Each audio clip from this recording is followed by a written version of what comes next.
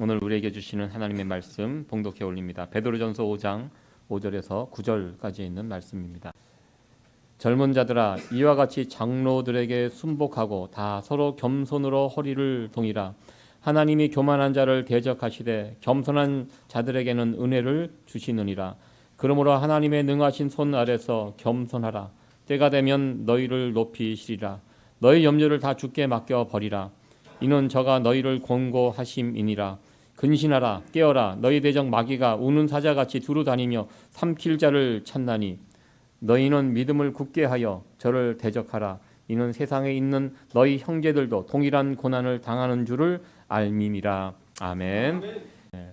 요즘 세상의 흐름이 자꾸 갈등이 일어나고, 갈등이 한번 일어나면 없어지지 않고 더 깊어지고 막 그렇게 되는 것 같습니다. 요즘은 뭐 남녀 갈등, 젠더 갈등, 요즘 또 세대 간의 갈등, 부모 세대, 자녀 세대 간에 이게 도저히 또 좁혀지지 않는, 부모 세대는 또 요즘 뭐 MZ 세대라고 해서 약간 이렇게 뭐라 그럴까요? 이게 비하하는 의미로 MZ 세대라고 이렇게 부르고 자꾸 세대 간의 갈등이 일어나는 것 같습니다.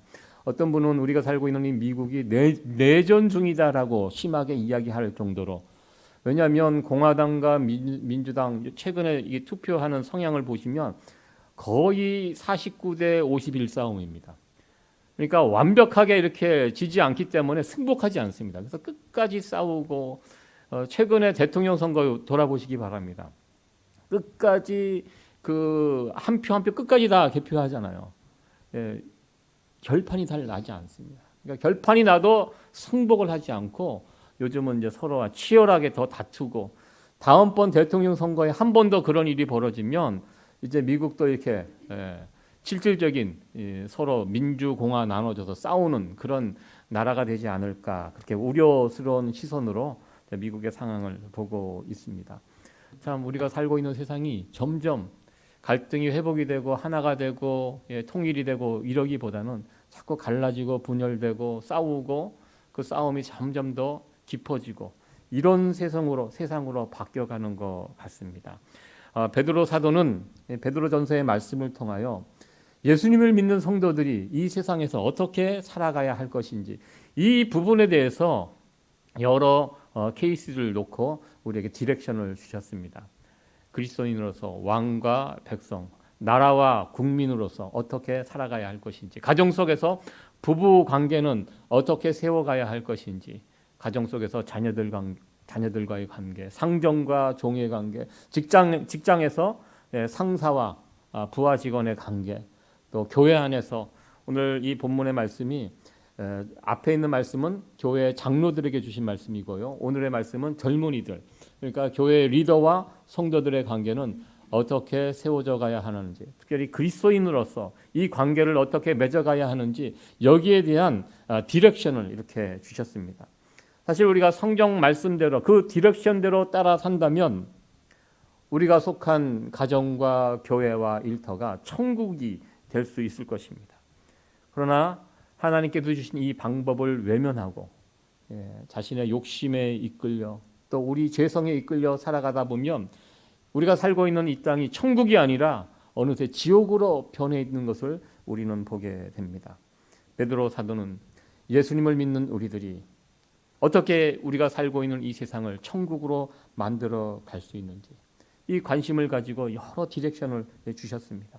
그러면서 끝으로 당부하면서 우리가 이 땅에서 하나님의 영광을 드러내며 하나님 나라를 세워가며 이 땅을 천국으로 만들어가야 할 사명이 있는 자들인데, 자칫 잘못하면 이것이 허물어질 수 있다. 그리고 이 하나님 나라를 세워가는데 가장 큰 방해 세력이 있는데 그것이 마귀라고, 마귀의 존재를 베드로 사도는 언급을 하였습니다. 그러니까 이 세상이 자꾸 분열되고 갈등이 일어나고 미워하고 싸우고 이 뒤에 누가 있느냐? 영적 세력 마귀가 있다라고 베드로 사도는 진단하였습니다. 여러분들은 마귀에 대해서 어떻게 생각하십니까? 어렸을 때는 이 귀신 이야기를 친구들과 많이 했습니다. 뭐 귀신 봤다, 안 봤다. 뭐 여러분들 귀신의 존재를 믿으십니까? 예? 잘 모르시겠어요, 귀신. 예. 기독교 사상가인 C.S. 루이스, 오늘날 이 마귀에 대해서 두 가지 잘못된 접근이 있다고 이야기를 하였습니다. 첫 번째 잘못된 접근은 마귀는 없다, 귀신은 없다 이렇게 생각하는 것입니다. 더 이상 마귀의 존재를 믿지 않는 사람들이 많아지고 있습니다. 특별히 오늘날 같이 이렇게 문명화된 이 세상에서 귀신이 어디 있냐? 야, 웃기는 소리 하지 마라. 귀신 없다. 이렇게 생각하는 무리가 있고요. 또 한편으로는 귀신을 너무 믿는 그런 무리들이 있다는 것입니다.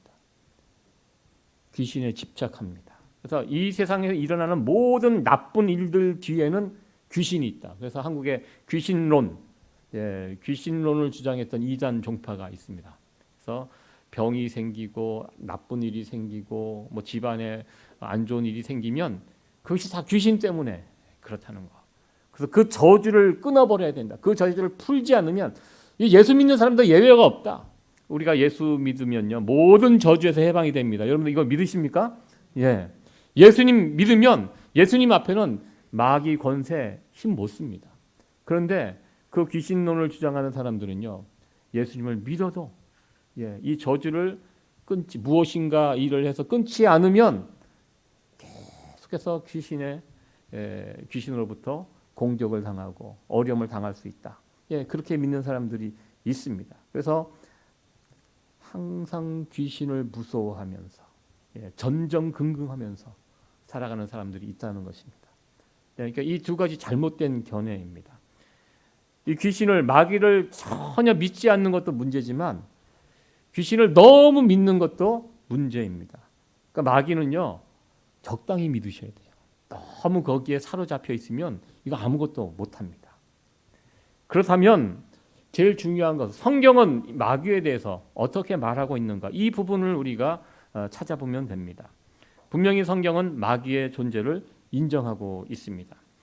특별히 창세기 처음 부분을 보면 아담과 하와가 이 마귀의 유혹과 시험에 빠져서 이 죄를 짓게 되는 것을 보게 됩니다. 첫 장면부터 마귀가 실제하고 있다는 영적인 존재가 실제하고 있다는 사실을 성경은 우리에게 알려주고 있습니다. 오늘 본문 베드로전서 5장 8절에도 베드로는 이 마귀에 대해서 말씀하고 있습니다. 우리 5장 8절 말씀 같이 한번 읽어보도록 합니다. 시작. 근신하라 깨어라 너희 대적 마귀가 우는 사자같이 두루 다니며 삼킬 자를 찾나니. 아멘. 여기 보면 마귀를 표현하는 데 있어서 우는 사자같이 두루 다니며 삼킬 자를 찾나니 이렇게 굶주린 사자로 마귀가 굶주린 사자입니다. 배부른 사자가 아닙니다. 배부른 사자는요 먹지 않습니다. 배부르면 어떻게 하죠? 사자가 잡니다. 그 자리에서 배 깔고 잡니다. 배고플 때까지 잡니다. 건들지 않습니다. 배가 부른 상태에. 근데 배가 고픈 사자는 굉장히 이건 무섭습니다. 배고픈 짐승 이거 말릴 수 없습니다. 짐승의 세계에서 배가 고프다. 호랑이나 곰이나 사자들 배가 고프면 목숨을 걸고 사냥합니다. 그거 잡아야지 자기가 살기 때문에 목숨 걸고 달려듭니다. 이것처럼 무서운 경우가 없습니다. 그런데 배가 고픈 사자이지만 굶주린 사자이지만 우는 사자이지만 중요한 것은 그 사자가 지금 묶여 있다는 것입니다. 왜 묶여 있습니까? 예수님 때문에 이 사자가 묶여 있습니다. 죽진 않았습니다.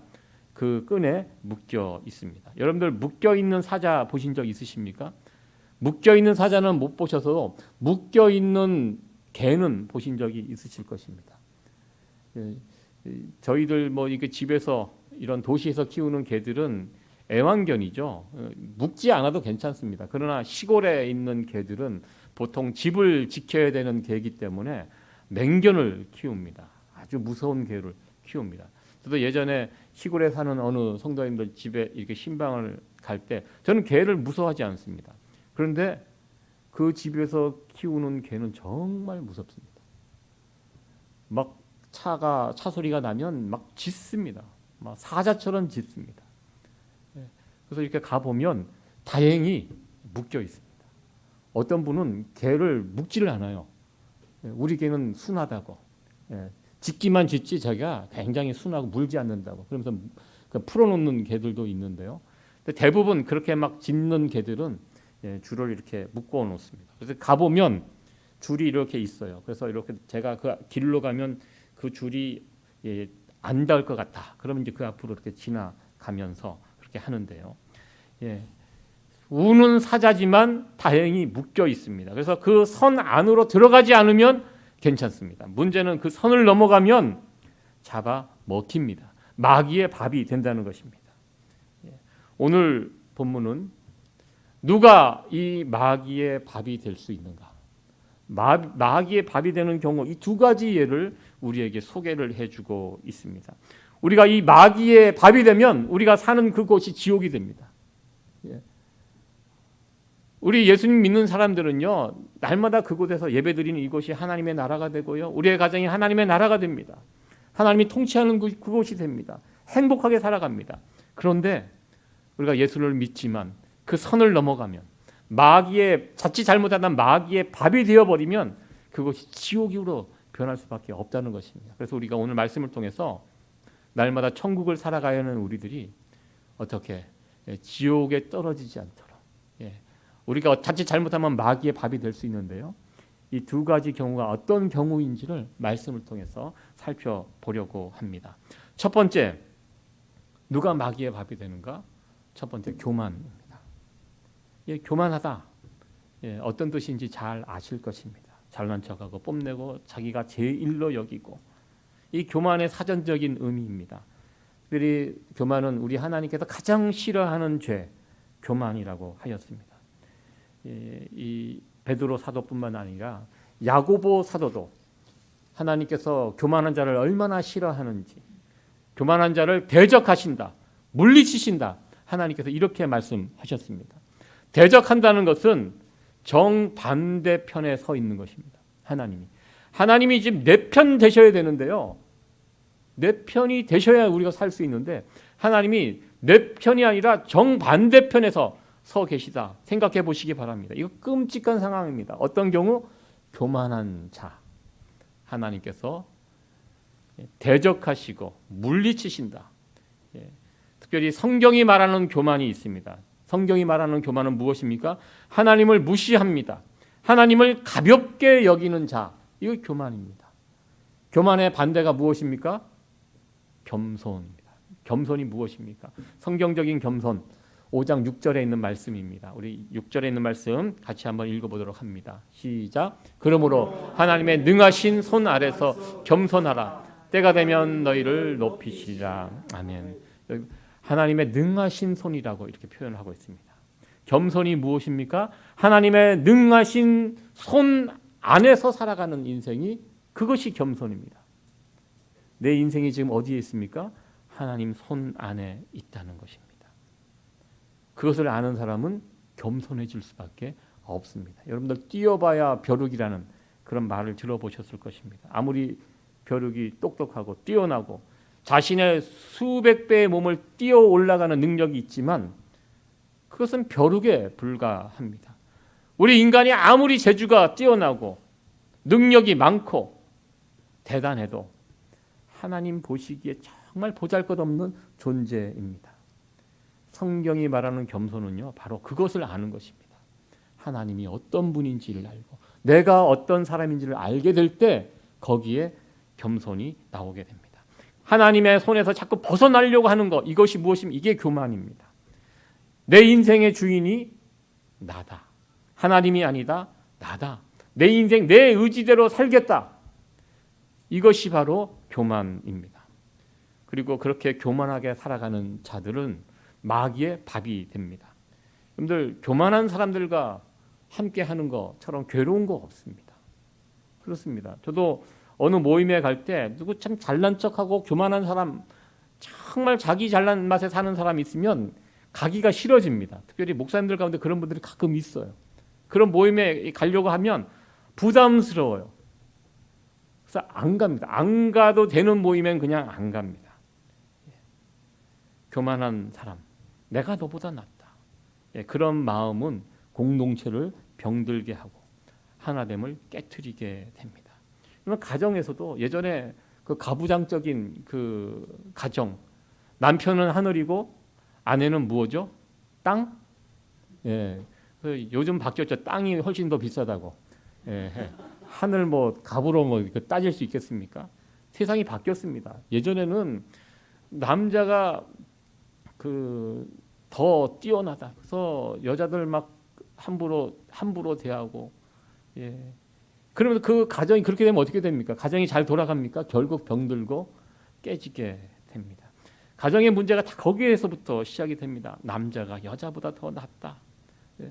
저도 예전에 벌써 20년이 더 됐습니다. 어느 모임에 교회 모임에 참석을 했는데 그 모임에서 어느 여자 전도사님이 나오셔서 기도회를 인도회를 하셨습니다.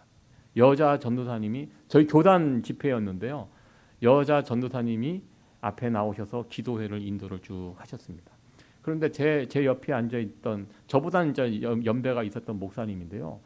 저를 툭 치면서 아니 여기 이렇게 목사들 남자들이 이렇게 많은데 왜 여자 전도사가 앞에 나와서 이게 기도회를 인도하냐고 못마땅한 거예요. 그래서 자기는 이 기도회에 참여하지 않겠다고 해서 기도하는데 이렇게 뻗팅기고 계시더라고요. 제가 그 모습을 보면서 좀 그랬습니다. 아유. 그리고 그 여자 전도사님이 굉장히 영성이 깊은 분이셨어요. 좀 지나니까 그 뻗팅기던 목사님들 다 고개 숙이고 다 이게 참여하셨습니다. 예, 요즘 세상이 어떤 세상입니까? 예? 여자가 대통령이 되는 그런 세상입니다. 아직까지 저희 교단, 이 PCA 교단은 여성 안수를 금지하고 있습니다. 여러분 그거 알고 계시죠? 예, 여자분은 저희 교단에서 장로님이 될 수 없습니다. 알고 계시죠? 예, 괜찮으시죠? 아직까지는? 예. 근데 사실 저는 예전부터 왜냐하면 많은 교단들이 여성 안수 이건 동성애 문제하고 또 다릅니다. 여성 안수 오케이입니다. 많은 교단들이 여성 안수 다 받아들이고 있습니다. 그러니까 이게 PCA 교단 제가 있던 한국에 있는 합동 교단은 아직까지 여성 안수 못 하고 이 PCA 교단도 그렇게 하는데요. 언젠가는 저희 교단도 여성 안수에 대한 이 찬성표 이 투표 이 안건으로 올라올 날이 있을 것이라고 생각합니다. 제가 그때까지 살아 있을지 모르겠지만 저는 그런 상황이 벌어지면 저는 찬성표 던지겠습니다. 제가 아무리 봐도 제 양심적으로 여성에게 안수를 주지 않는다. 목사 안수, 장로 이거 못 한다는 것이 성경적인 근거를 드는데요. 너무 약해요. 제가 생각하기에는. 그거는. 그러나 제가 여차저차해서 PCA 교단에 이제 몸을 담고 있기 때문에 교단의 방침에 따라는 가지만 나중에 언젠가 이것이 어떤 변화의 조짐이 있다면 저는 그 부분에 대해서 오케이를 해도 되지 않을까 이렇게 생각을 하고 있습니다. 예, 남자가 여자보다 더 낫다. 예, 그 무슨 의미가 있겠습니까? 우리가 다 하나님 손바닥 안에서 별거 아닙니다. 예, 하나님 앞에서 내가 아무것도 아니라는 거, 예, 이것을 알게 될 때 우리는 교만을 버리고 겸손하게 살아갈 수 있습니다. 여러분들 교만한 사람이 있는 곳에 마귀가 힘있게 역사합니다. 그래서 사람들과의 관계를 무너뜨리고 공동체를 분열시키고 그리고 그 자리가 마귀의 놀이터가 됩니다. 우리가 마귀의 밥이 되지 않는 비결, 우리가 다 하나님 손안에 있다는 이 사실 기억하시고 하나님 앞에서 겸손하게 살아갈 때 우리는 마귀의 영향력에서 벗어날 수 있습니다. 마귀의 밥이 되는 두 번째 경우는 7절에 있는 말씀입니다. 우리 7절 말씀 두 번째 말씀 같이 한번 읽어보도록 합니다. 시작. 너의 염려를 다 주께 맡겨 버리라. 이는 저가 너희를 권고하심이니라. 아멘. 우리가 마귀의 밥이 되는 두 번째 경우는 염려입니다. 걱정입니다. 너희 염려. 예. 사전적인 의미가 무엇입니까? 앞날에 대해서 여러 가지 마음을 써서 걱정하는 것입니다. 지나간 과거의 일이 아닙니다. 이제 곧 닥칠 일들을 생각하면서 그것을 걱정하는 것, 이것이 염려입니다. 사실 우리가 이 땅에 살면서 염려 안 하고 살 수는 없습니다. 특별히 물질적인 이런 문제, 이 뉴욕이 얼마나 비싼 동네입니까? 하루하루 살아가는 게 이게 다 돈 쓰는 일입니다. 예, 집 뭐 일터 다 비싼 렌트비, 임대료, 하루 그냥 아무것도 안 하고 지나도 돈 그냥 씁니다. 이달에 지불해야 될 공과금, 뭐 크레딧 했으면 이것도 올해 이번 달 얼마 더 갚아야 하는지, 내 체킹에는 얼마큼 남아 있는지 잘 이거 맞춰가면서 매일매일 그 걱정 근심하면서 살아갈 수밖에 없습니다. 예전에 미국에서 유명한 TV 만화에 이런 내용이 하나 있었습니다. 이게 이제 미국의 전형적인 중산층 가정이 저녁에 가족들과 손을 붙잡고 음식 앞에서 아버지가 기도하고 이렇게 음식을 나누는 이런 모습들, 흔한 모습입니다. 이런 모습을 빗대어서 어떤 만화 한 컷이 있었는데요. 그것을 좀 이렇게 조롱하는, 이런 모습을 조롱하는 내용이었습니다. 그 식탁의 가장이 이런 이야기를 합니다. 하나님은 우리의 기도를 받을 자격이 없다. 왜? 오늘 지금 내 앞에 차려진 이 음식 다 내가 준비한 음식이다. 내가 돈을 벌었고 내가 내 힘으로 이 음식을 사왔다. 그러기에 내 집에서는 하나님은 감사받을 자격이 없다. 이렇게 선언하면서 그 만화 카툰의 내용이 그리하였습니다. 여러분들은 그 만화 카툰의 내용 어떻게 생각하십니까? 그런 생각을 가지고 있다면 그 교만입니다. 여기에 있는 음식 내가 준비했다. 내 힘으로 했다. 그 하나님 인정하지 않는 이런 모습. 이것이 바로 교만이고요. 그리고 하나님이 나에게 이 음식을 주지 않았다고 이렇게 살아가면 그 다음 이어지는 이야기 무엇입니까? 그 다음은 염려가 찾아옵니다. 왜? 하나님이 준비해 주지 않았기 때문에, 내가 이제 내 힘으로 내가 이것을 준비하면서 살아가야 하기 때문에, 오늘 식탁까지는 내가 준비했지만 또 다음 식탁 또 준비해야 되거든요. 그러면 어떻게 합니까? 그거 생각하고 걱정하고 염려하고, 그 다음에 찾아오는 것은 내 인생 내 힘으로 살겠다고 하는 사람들 가장 큰 특징이 뭐냐면 염려하면서 살아가는 인생이 되고 만다는 것입니다.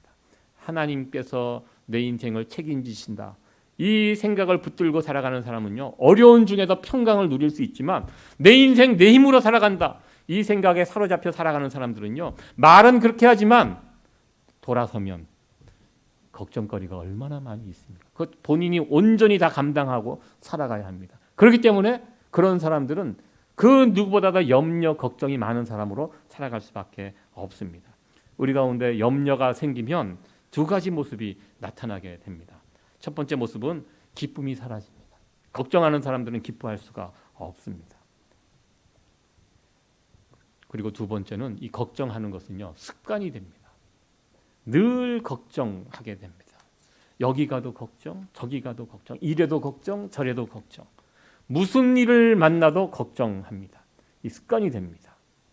무슨 일을 만나도, 우리는 예수 믿는 사람들은 어떻게 하죠? 무슨 일을 만나도 찬송가 가사가 있죠. 무슨 일을 만나도 예수 의지함. 무슨 일을 만나도 예수님 의지하면 됩니다. 그것이 우리 믿는 사람. 그러나 무슨 일을 만나도 염려 걱정하는 사람이 있다는 것입니다. 그리고 염려 걱정하는 사람 옆에 있으면 그 염려 걱정이 또 전염이 됩니다. 그렇잖아요. 내 옆에 있는 사람이 자꾸 걱정하면, 얘기 들어보면 나도 걱정이 됩니다. 예전에 우리 장모님 집에 가스불 켜놓고 온 것 같다, 차 타고 가시는데 그 말씀 주셔갖고 온 식구가 다 걱정했던, 공포에 사로잡혔던 이 염려는 것은 바로 전염이 됩니다. 여러분들, 아내가 염려하면 남편도 염려합니다. 다 듣습니다. 그러면 엄마 아빠가 염려하고 있으면 그 집안의 자녀들 듣고 자녀들도 염려합니다. 이 전염이 됩니다. 그 가정이 염려가 확 엄습해 옵니다. 그러면 그 염려하는 가정은 마귀의 놀이터가 될 수밖에 없습니다. 그렇다면 우리가 살아가면서 염려, 근심 하나도 안 하고 살 수 있습니까? 아닙니다. 여러분들 이렇게 예배드리러 1시간 나와 있지만 이 시간에도 잠깐 들이키면 얼마나 또 이 다음 염려거리들이 많이 있습니까? 오늘 말씀에는 이 염려거리 어떻게 하라고 우리에게 권면하고 계십니까? 이 염려를 이기는 비결, 7절 말씀입니다. 우리 같이 다시 한번 읽어보도록 합니다. 시작. 너희 염려를 다 주께 맡겨버리라. 이는 저가 너희를 권고하심이니라. 아멘. 여기 권고하심이니라, 이 단어의 뜻은 돌보아 주신다라는 그런 뜻입니다. 돌본다. 여기 보면 맡기는 것과 돌보는 것이 같이 나와 있습니다. 이 둘 중에 뭐가 먼저입니까? 먼저 맡기는 것이 먼저입니다. 맡겨야지 돌봄을 받습니다. 맡기지 않고 내가 붙들고 고민하고 근심하면 하나님의 돌봄을 받을 수가 없다는 그런 뜻입니다. 맡기는 것이 중요합니다. 여러분들 한국에서 대중 목욕탕 같은 데 가면 이런 사진이 있지요. 예, 아마 여러분들도 보셨을 것 같은데요. 예, 귀중품 보관 안내. 귀중품은 카운터에 보관하여 주십시오. 맡기지 않는 분실품은 책임지지 않습니다. 이런 문구가 있습니다. 예, 맡겨야지 책임을 지게 됩니다. 출애굽기 2장에 보면 모세의 이야기, 우리가 지난 목요일 날 또 랭캐스터 모세의 이야기를 보러 갔습니다. 저는 그 모세 이야기 가운데 여러 좀 감동되는 포인트가 있었는데요. 그 어린 모세를 강에 버릴 때 그 엄마의 심정, 아마 여러분들 자녀를 낳아서 기르신 이 어머니의 심정은 아마 그 장면을 보면 아마 이 눈물이 나실 것 같습니다. 이 사랑하는 내 새끼, 내 모세, 내 아들, 어쩔 수 없이 강에 버려야 되잖아요. 얼마나 그 마음이 아팠을까. 그 장면을 이제 보면서 그런 생각을 했는데요. 그때 갈대 상자를 저렇게 만들어 놓고 엄마가 강물에 띄어 보낼 때 부모가 저 엄마가 모세를 그냥 포기한 것이 아닙니다. 기도하면서 이 모세를 하나님께 맡겼습니다. 나는 이제 어쩔 수 없어요. 도저히 이 아이를 더 이상 내가 데리고 있을 수는 없습니다. 어떻게 합니까? 하나님께 기도하면서 하나님께 이 아이 모세를 맡겨드리는 이 모습을 그 선극을 통해서 다시 한번 확인하게 되었습니다. 하나님께 맡긴 이 모세 어떻게 되었습니까? 애굽의 공주가 픽업해 데려갔습니다. 하나님께 맡기게 되면 이런 놀라운 역사가 나타나게 된다는 사실입니다. 우리 예수님께서는 십자가에 마지막 달려 돌아가시면서 숨을 거두시면서 마지막 하나님께 했던 그 말씀, 하나님께 이 모든 것을 맡기시고 돌아가셨습니다. 하나님께서는 그렇게 맡겨진 예수님의 몸을 통하여 온 세상을 구원하셨고 부활의 영광을 누리도록 하셨습니다. 오늘 이 우리의 하나됨을 깨트리고 이 천국을 지옥으로 만드는 것, 이 두 가지 교만과 염려, 이 부분을 함께 살펴봤습니다. 이 교만과 염려의 공통점이 있습니다. 둘 다 하나님을 신뢰하지 못하는 것입니다. 하나님을 인정하지 않기 때문에 교만하게 살고요. 하나님을 신뢰하지 못하기 때문에 염려, 걱정하면서 살아가는 것입니다.